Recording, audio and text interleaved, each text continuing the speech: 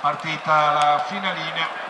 Appena ha passato il canapè scatta il comando la giovanera di Rio che ha subito all'esterno la progressione di Finimondo, che prova a portarsi al comando lungo la prima curva. Era d'onore in terza e a chiudere Gaia Sordonese. Quest'ordine ai cavalli ad affrontare la piegata con la discesa sulla sinistra della struttura, con il Rio che è passato in maniera definitiva nei confronti di Finimondo, che comunque rimane a contatto.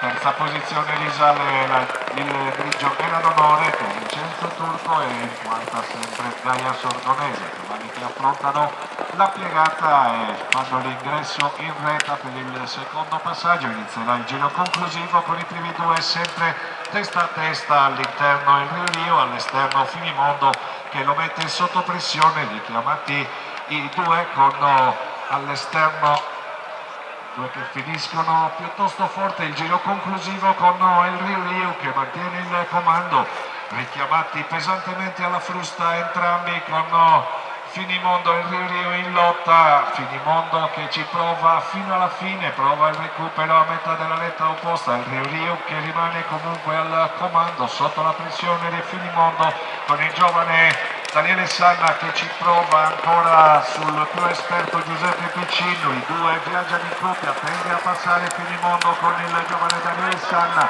che mette pressione e passa forse in maniera definitiva in questa fase, dove il Rio sembra stanco e patire dell'ultimo tratto di gara. È passato credo in maniera definitiva Finimondo con Daniele Sanna. Finimondo che ci sta fino in fondo, guadagna ancora nei confronti, arriva rallentato da parte del giovane Daniele Sanna. Finimondo vince con il Rio al secondo posto, al terzo Era d'onore e ancora distante Gaia Sordonesa con Filippo Ezza.